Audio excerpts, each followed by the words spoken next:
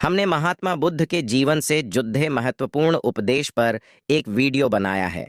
यहाँ पर कुछ बौद्ध धर्म के उपदेश के बारे में जानेंगे, जिसमें से एक एक विचार जीवन को बदल देने वाला है।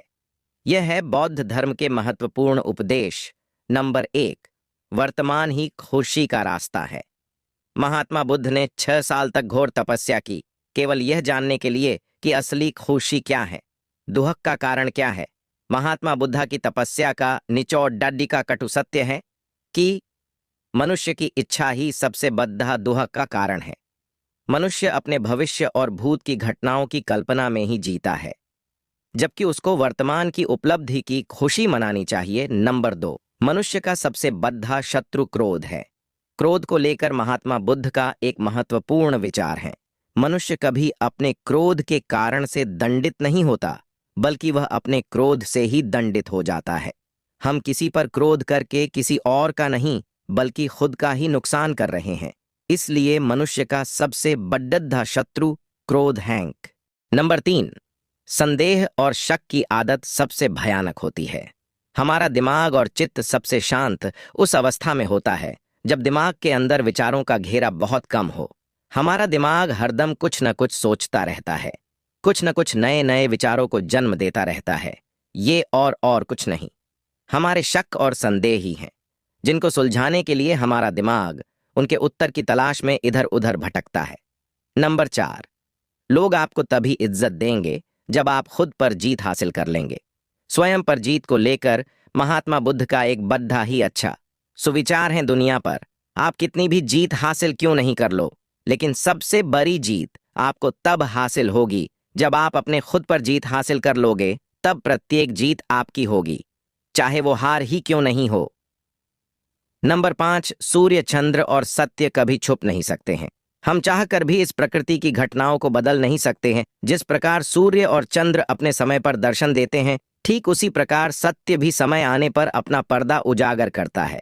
नंबर 6, लक्ष्य को पाने से अच्छा है यात्रा को ठीक से करना। अच्छा, हम सभी अपने लक्ष्य के पीछे भागते हैं, हमको हमारा लक्ष्य मालूम है।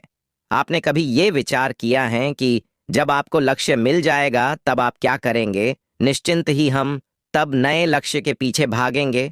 मतलब हम संतुष्ट अवस्था में कभी आ ही नहीं पाएंगे। इसलिए हमको वर्तमान में जीना चाहिए, और वर्तमान में हम सभी लक्ष्य की यात्रा कर रहे हैं। अगर आपने कभी लक्ष्य को हासिल किया है तो वह आपका भूत था। निश्चिंत आज आप भी अपने लक्ष्य के पीछे ही भाग रहे हैं। नंबर 7, बुराई को सिर्फ प्रेम से ही जीता जा सकता है। अच्छाई और बुराई 2 पहलू हैं, जिसमें बुराई बुराई को उत्पन्न कर सकती है। बुराई से कभी अच्छाई की उत्पत्ति नहीं होती है, लेकिन अच्छाई बुराई को समाप्त कर सकती है। बुराई पर अच्छाई की विजय की अनेक कहानियां भी आपने सुन रखी होंगी। नंबर 8, खुशियों को जितना बांटोगे उतनी बढ़ती रहेगी। महात्मा बुद्ध कहते हैं कि एक मोमबत्ती के सहारे हजारों दीपकों को प्रज्वलित किया जा सकता है, फिर भी मोमबत्ती की रोशनी कम नहीं होगी। ठीक उसी प्रकार खुशियां बांटने से कभी कम नहीं पड़ती हैं, बल्कि बढ़ती ही हैं। आप ये तो समझ गए होंगे कि महात्मा बुद्ध के उपदेश जीवन को बदलने वाले हैं। इसको चरितार्थ करने पर एक महात्मा बुद्ध और एक नवनिर्वाचित भिक्षु का किस्सा है। चलिए मैं आपके साथ शेयर करता हूं। एक बार महात्मा बुद्धा की शरण में नया भिक्षु आया। जब कभी कोई महात्मा बुद्ध की शरण में आता तो उसको महात्मा बुद्ध के उपदेश सुनने पड़ते थे। उपदेश सुनने के साथ साथ उन पर अमल भी करना पड़ता था, तब जाकर कोई सच्चा भिक्षु बनता था। एक नया भिक्षु आया। पिछले 1 महीने से वह भिक्षु बुद्ध को सुन रहा था। 1 महीने के बाद वह भिक्षु बुद्ध के पास आया और बोला, मैं पिछले 1 महीने भर से आपको सुन रहा हूं, लेकिन मुझ में कोई सुधार नहीं हुआ है। कृपया करके आप मुझे बताएं कि क्या मुझ में कोई कमी है या कोई कारण है जो मेरा कल्याण नहीं होने दे रहे हैं। बुद्ध ने उस भिक्षु से एक प्रश्न किया, तुम कहाँ रहते हो? भिक्षु ने जवाब दिया, मैं श्रावस्ती गांव में रहता हूं। महात्मा बुद्ध उससे फिर पूछते हैं, अच्छा, तुम वहां कैसे जाते और यहां कैसे आते हो? भिक्षु ने उत्तर दिया, मैं बैलगाड़ी से या घोड़े से या चलकर यहां आता हूं। बुद्ध फिर एक प्रश्न करते हैं, अच्छा, तुमको कितना समय लगता है?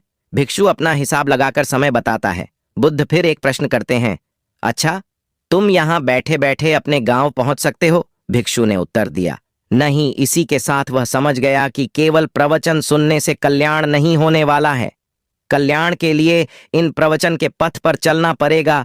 बुद्ध के विचारों को सुनकर उनका अनुसरण करके अपने अनुसार ग्रहण करना सच्चा भिक्षु कहलाता है, और वही सच्चा बुद्ध भी हैं, ऐसा महात्मा बुद्ध कहते हैं।